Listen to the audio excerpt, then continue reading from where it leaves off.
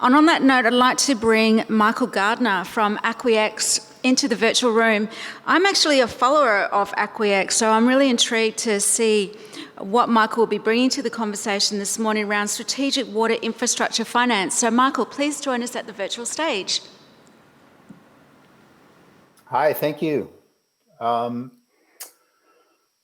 So let me first apologize for my American accent. I'll try to speak slowly, basically, because I tend to speak really quickly, and that probably won't help. And also let me say, especially after Graham's presentation, which, by the way, I found very informative and wonderful, but I'm not an expert on Australia's finance and so forth.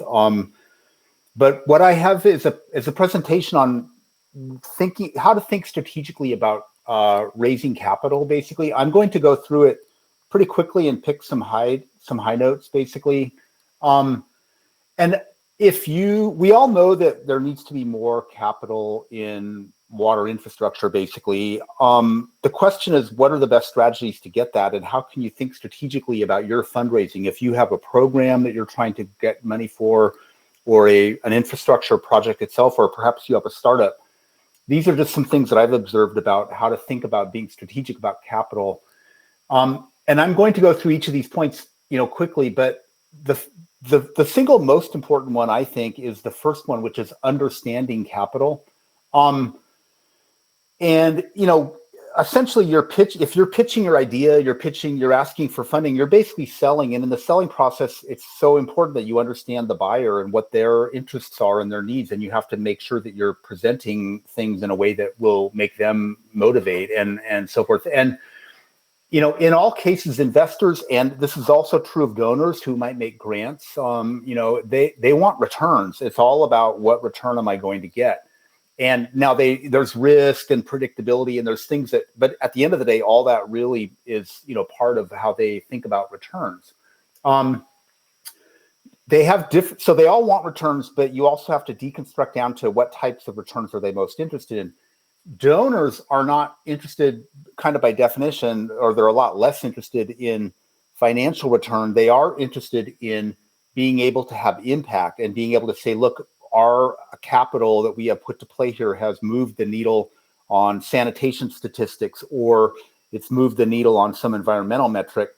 So you have to be aware of what is the funder, particularly interested in. Basically, today in investment, impact is incredibly important. There's a clear trend towards being able for investors and private investors to be able to to instrument and be able to account for the impact that the capital is having, again, moving the needle. So they want their return to be clear. They expect their interest rate, or they expect the valuation growth if they're making an equity investment, but they also want to be able to document the returns. And if you have a project, or if you have thought through how to document those returns and be able to account for that impact, that puts you in a much more advantageous position. Next slide, please. And another thought is, to be strategic, you need to think about financing at portfolio scale.